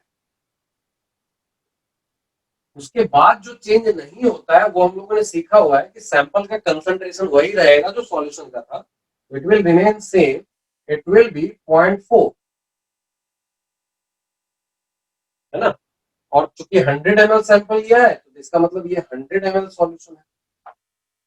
और फिर यहां अगर तुमको मिलीमोल्स चाहिए तो दैट विल बिकम, हम लोगों ने पहले भी पढ़ा हुआ है, ये इनटू ये गिव्स यू मिलीमोल्स, तो that is 0.4 into 100 that is 40। और ऐसे भी मैंने बोला देखो 1/10 लिया है तो ये भी 1/10 हो जाएगा ना, ये भी सीखा हुआ है। so that is second stage. फिर क्या किया, यहां से तीसरा स्टेज जो है वो है फिर से इसमें 50 ml वाटर ऐड किया, दैट मींस डाइल्यूशन किया, प्लस 50 ml वाटर। ऐसा करने से जो होगा, डाइल्यूशन से क्या नहीं चेंज होता है, तो मिलीमोल्स चेंज नहीं होते हैं, इट विल रिमेन 40, वॉल्यूम 150 हो जाएगा। और अगर तुमको चाहिए मोलरिटी तो वो क्या हो जाएगा, that will become 40/150। Okay, so that is 4/50। So पहले जो पूछा था मोलरिटी पूछ रहा है, तो molarity of cane sugar in final solution, molarity of cane sugar in final solution will be 2/50, sorry 4/450, that is the answer। And mass पूछ रहा है, तो मास के लिए तुम्हारे पास मिलीमोल्स है, तो 40 मिलीमोल्स का मतलब 40/1000 moles into GMM, GMM calculate करोगे 342 आ जाएगा। ठीक है, इसको कैलकुलेट कर लो।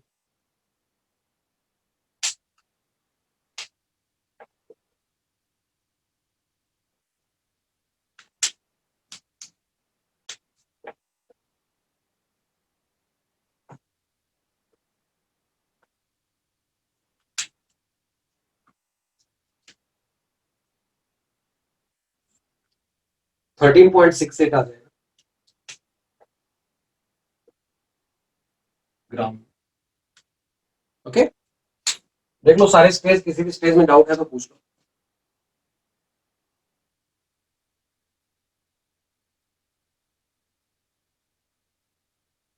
सर डायल्यूशन बाय 25% में आपने 800 मल्टीप्लाई बाय 125 क्यों लिया? जस्ट बताया था ना, डाइल्यूशन बाय x% का मतलब क्या, volume final will be equal to volume initial into 100 plus x/100 है ना। उस हाँ। x में 25 डाल के देखो ना क्या होगा, 125।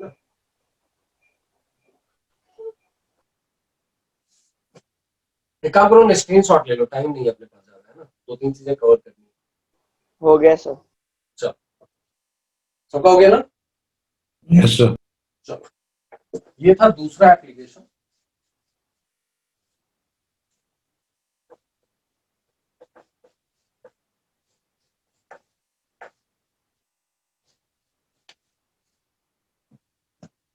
Third application is mixing of two non-reacting solutions. React ना करें, जैसे शक्कर के एक सॉल्यूशन में शक्कर का ही दूसरा सॉल्यूशन मिक्स कर दिया है ना, या यूरिया के एक सॉल्यूशन में यूरिया का ही दूसरा सॉल्यूशन मिक्स कर दिया, क्या होगा इसमें? Volumes of solutions get add, ठीक है। 20 ml एक सॉल्यूशन है, दूसरा 50 ml है, तो टोटल क्या हो गया? 70 ml हो गया ना। तो हम लोग वॉल्यूम को ऐड कर, साथ ही साथ क्या होगा? मोल्स और मिलीमोल्स, जिसमें भी काम करना है, ऑफ सॉल्यूट गेट एड। है ना? तो ऐसा किया तो मान लो सॉल्यूशन 1 है, that is having moles of solute is equal to molarity into volume होता है ना। एंड दूसरा सॉल्यूशन है जिसमें मोल्स ऑफ सॉल्यूट को 2, ये 1 लिख देता हूं, will be equal to initial इस सॉल्यूशन की मोलरिटी इनटू इसका वॉल्यूम। तो वैसा ही moles of solute in second solution is second solution की मोलरिटी इनटू सेकंड सॉल्यूशन का वॉल्यूम। जब दोनों को ऐड कर देंगे, मिक्स कर देंगे, तो final solution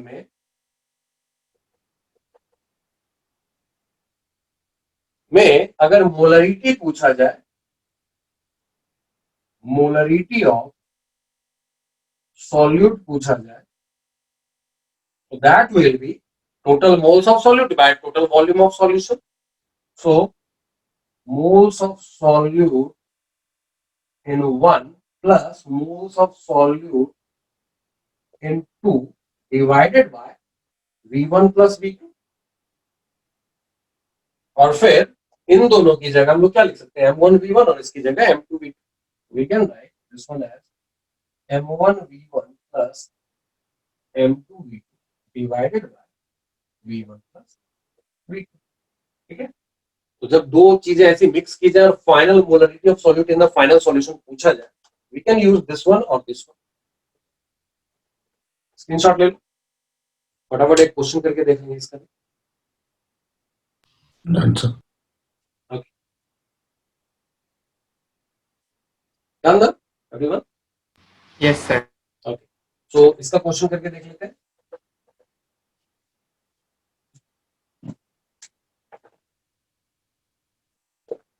uh, 800 ml of 0.4 m aqueous solution of glucose is mixed with 1200 ml of 0.6 m aqueous solution of glucose.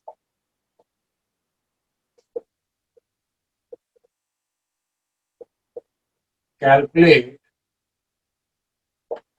molarity of glucose in the mixture.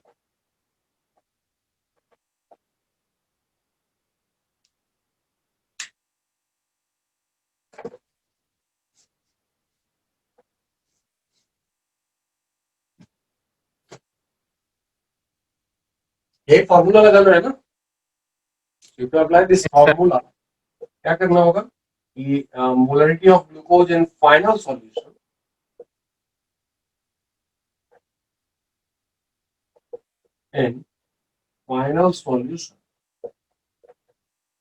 will be equal to m what. अब यहाँ क्या है, क्योंकि ऊपर भी v और नीचे भी v है तो यूनिट पे डिपेंड नहीं करेगा, तुम ml में भी डायरेक्टली ले सकते हो। और ऐसे भी जानते हैं कि अगर हम लोगों ने वॉल्यूम इन ml लिया into molarity gives you millimoles, तो तुम मिलीमोल्स में काम कर रहे हो।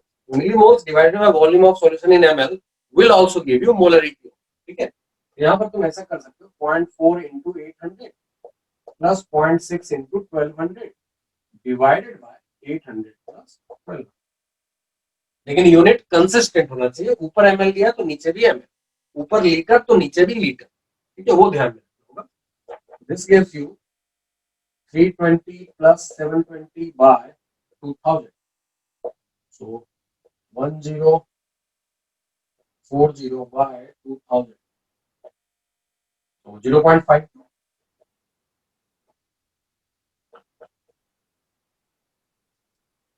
ओके,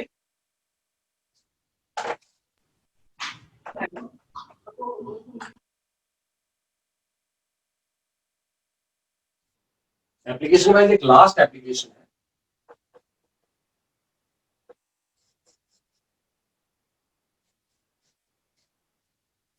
फोर्थ एप्लीकेशन है। हो सकता है दो सॉल्यूशन मिक्स होके रिएक्ट करने लगे, उनके सॉल्यूट आपस में रिएक्ट करने, तो mixing of two reacting solution.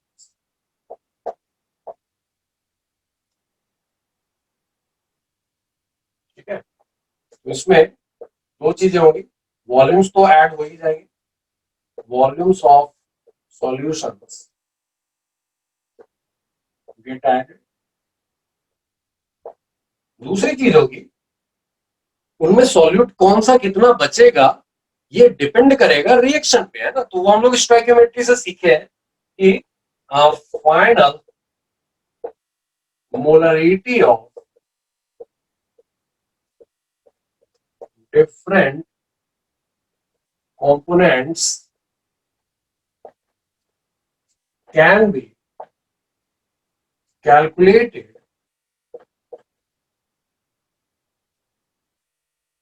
by the stoichiometry of reaction।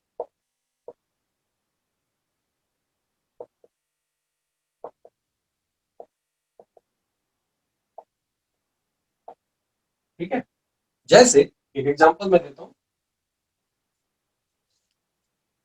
Question के फॉर्म में ही बता देता हूं।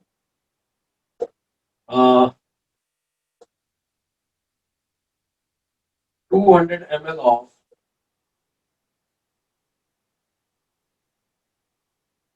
(0.6 m) aqueous solution of BaOH twice is mixed with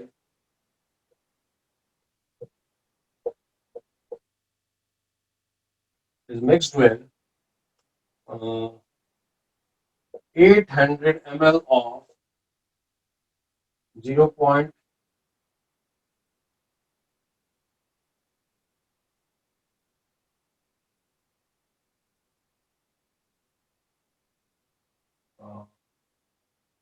m aqueous solution of HNO3. Calculate molarity of H plus ions in the final mixture। Reaction क्या है यहाँ, H plus plus OH minus gives you water, है ना। Acid का H plus base के OH minus के साथ react करके वाटर दे देता है। ठीक है, तो इसको कैसे सॉल्व करेंगे, तो हमारे लिए H प्लस कितना है वो निकाल लेंगे, OH माइनस कितना है वो निकाल लेंगे, और फिर इससे हम लोग पता कर लेंगे कि यहाँ पर स्टोइकियोमेट्री के हिसाब से आफ्टर रिएक्शन H प्लस बचेगा या OH माइनस बचेगा, और वो जो बचेगा वो कितना बचेगा। तो question is giving you hint कि H प्लस बचना चाहिए, H plus is in excess. ठीक है, तो ये देख लेते हैं। सो बिफोर रिएक्शन, मान लो H प्लस कितने मोल्स थे ये पूछ रहा है, तो बिफोर रिएक्शन इसके मोल्स कितने होंगे, तो 0.8 इसकी मोलरिटी थी इनटू 0.8 लीटर ये सॉल्यूशन था, ठीक है, तो molarity into volume is giving you HNO3 के मोल्स इनटू 1 करेंगे क्योंकि इसके पास एक ही H प्लस है, तो into 1 is the moles of H plus, that is 0.64 mole. Yes. समझा कैसे किया मैंने? Is it okay? Sir, can you repeat it? Okay. Molarity into volume in liter will give you moles of HNO3. Yes, sir. है ना? तो 0.8 into 0.8 is the moles of HNO3 and every HNO3 is going to give you 1 H plus. तो जितने moles HNO3 के आ रहे हैं उतने moles H plus के आ रहे हैं उस सॉल्यूशन में. Yes, sir. वैसे भी याद करो ना, दूसरा तरीका AXBY के लिए हम लोगों ने क्या देखा था? Molarity of A plus will be equal to X into molarity of AXBY, है ना?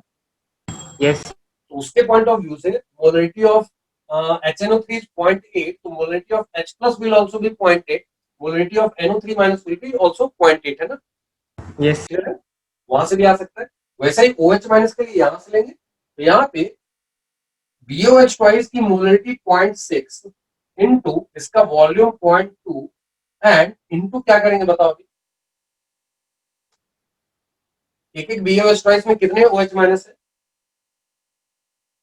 2. 2 है ना, तो इसलिए इनटू 2, तो दैट गिव्स यू 0.24. एक से ज्यादा रिएक्टेंट का इंफॉर्मेशन दिया हुआ है तो हम लोग पहले लिमिटिंग रिएजेंट फाइंड करते हैं. लिमिटिंग रिएजेंट के लिए मोल्स को कोफिशिएंट से डिवाइड करते हैं. यहाँ लकली क्या है, दोनों का कोफिशिएंट 1 है, इसलिए यहाँ पर डिवाइड भी करके यही नंबर्स आएंगे. उसमें से जो छोटा है वो लिमिटिंग रिएजेंट, तो जो छोटा है वो लिमिटिंग रिएजेंट है, जो ज्यादा है वो एक्सेस रिएजेंट है. And that's why after reaction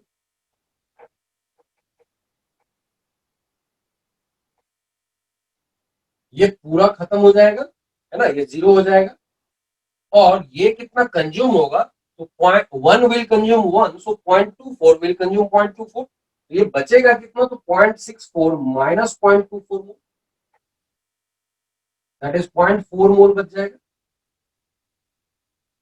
तो मोलरिटी अगर पूछ रहा है तो molarity of H plus after reaction will be, इसके total moles 0.4 divided by total volume of solution. कितना होगा?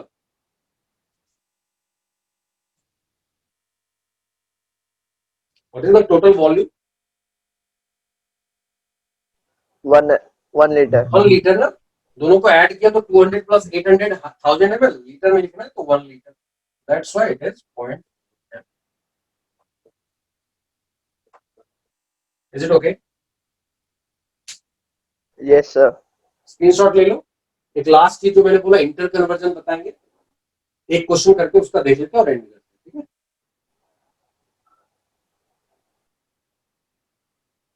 Done sir. चलो लास्ट पॉइंट, एक और जस्ट लास्ट पॉइंट कवर कर लेते हैं, that is inter conversion of concentration terms. कैसे कन्वर्ट करें, उसके लिए तुमको बेसिक्स आना चाहिए बस.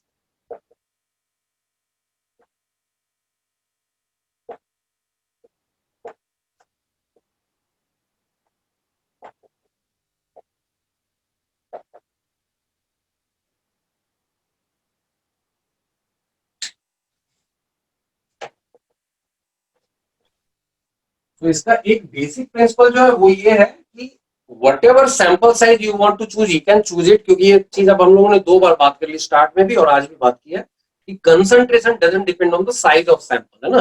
तो एक कंफर्टेबल साइज तुम अपने हिसाब से चूज कर सकते हो. जैसे मान लो मोलरिटी दी हुई है, तो हम लोग जानते हैं कि molarity is moles of solute पर 1000 ml ऑफ सॉल्यूशन, है ना, ये लिखा था ना. ठीक है, Yes, sir. तो जब भी मोलरिटी दी रहे तो मान लो 1000 ml सैंपल ले, उसके हिसाब से बाकी कैलकुलेशन कर लो, अपने आप तुमको आंसर मिल जाए. तो जैसे मान लो क्वेश्चन एक दिया हुआ है, क्वेश्चन के थ्रू ही देखते हैं. एकदम बेसिक है, कोई एक्स्ट्रा थ्योरी नहीं है. ठीक है, सो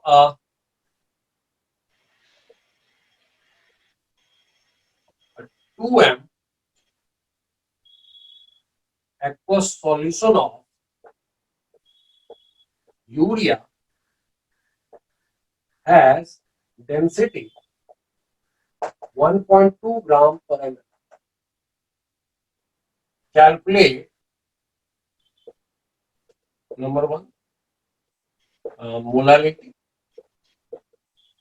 Number two, percentage weight by volume.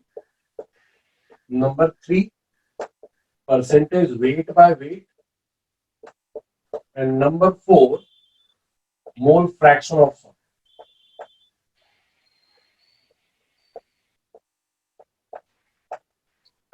ठीक है?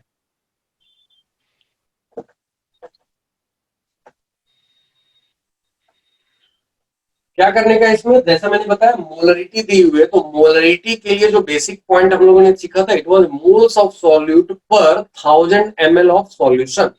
तो ऐसा लिखा हुआ है, तो विल टेक 1000 ml सॉल्यूशन ले. ठीक है? So what I was saying, 1000 ml solution की मोलरिटी अगर 2 है, तो इसका मतलब है इसके अंदर 2 मोल्स सॉल्यूट हो, है ना. और दूसरी चीज क्या है, डेंसिटी दी हुई है. Density is 1.2 gram per ml. What does it mean? It will have 1200 gram solution, है ना. Volume into density gives you mass, है ना. So that is giving you solution. ये 2 मोल सॉल्यूट यूरिया का जीएमएम जो होता है वो होता है 60 ग्राम, है ना. बहुत बार देख लिया. That means 2 mole of solute will get 2 into 60 gram, that is 120 gram solute. Yes, sir.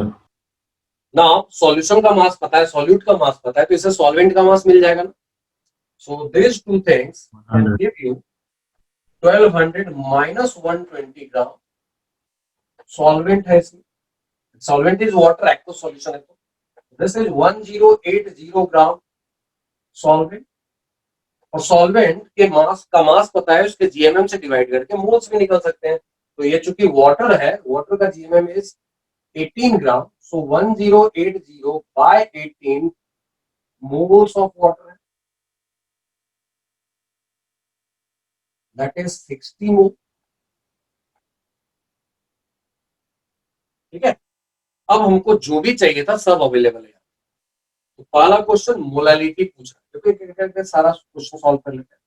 First molality. Molality क्या होता है? Moles of solute that is 2 divided by mass of solvent, अगर ग्राम में लिया है तो इनटू 1000. क्लियर है? सो दैट गिव्स यू, इसको कैलकुलेट करोगे 50/27 या ऑलमोस्ट 1.85 जैसा.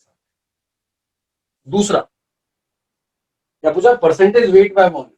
डेफिनेशन चेक करो, फॉर्मूला जो बताया था, that was mass of solute that is 120 by volume बोला है, तो volume of solution in ml that is 1000 into 100, so that is 12 आ जाएगा. तीसरा पूछा है परसेंटेज वेट बाय वेट. उसका डेफिनेशन क्या था? mass of solute that is 120 by mass of solution that is 1200 into 100, that is 10 आ जाएगा. चौथा जो पूछा है मोल fraction of solute, that will be moles of solute that is 2 divided by moles of solute plus moles of solvent. So 2 plus 60, that is 2 by 62 or 1/30. Clear है? Is it okay? Yes, sir. Yes, मान लो sir. तुमको molality दिया जाता, तो फिर sample size क्या choose करना चाहिए? Molality is moles of solute पर केजी ऑफ सॉल्वेंट, है ना. Yes, sir.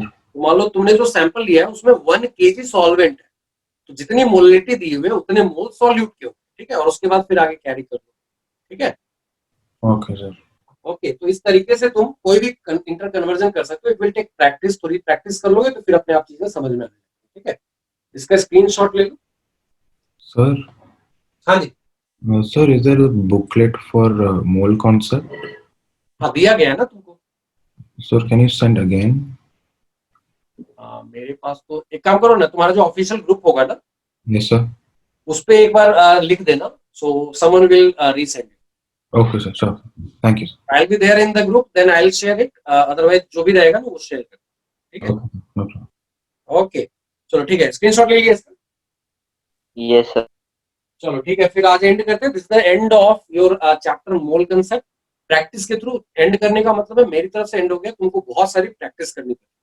जितनी प्रैक्टिस करोगे उतना कॉन्फिडेंस आएगा, एंड हर क्वेश्चन में जो सॉल्व नहीं हो रहा है उसका सॉल्यूशन देखने के बाद जो तुम्हारी लर्निंग आ रही है, पूछने के बाद फैकल्टी से जो लर्निंग आ रही है उसको जरूर साइड में नोट करना कि this is my learning from this particular question. ठीक है, अपने टाइप ऑफ मिस्टेक्स को ऑब्जर्व जरूर करना और उस पर काम करना। तो ये कहानी जो है मैंने आज एंड की है चैप्टर में, लेकिन तुम्हारी प्रैक्टिस एंड तक चलती रहे। ठीक है, आज से लेके जब तक तुम जेई नहीं दे देते हो तब तक तुम्हारी प्रैक्टिस चलती रहेगी और हर बार लर्निंग मिलेगी। ठीक है, एंड दैट्स व्हाई जितनी प्रैक्टिस करोगे उतना कॉन्फिडेंस आएगा। दूसरा इंपॉर्टेंस जो मैंने बोला था इस चैप्टर का इंपॉर्टेंस ये है कि ये सब टर्म जो कंसंट्रेशन टर्म्स ये सब है, ये सब तुमको बहुत सारे चैप्टर्स में एज एन एप्लीकेशन दिखते रहेंगे। ठीक है, तो वहां पर ये काम पड़ेगा, तो इस चैप्टर को लूज नहीं कर सकते किसी भी तरीके से। This is actually the basics of your chemistry in the whole syllabus. ठीक है, चलो एंड करें।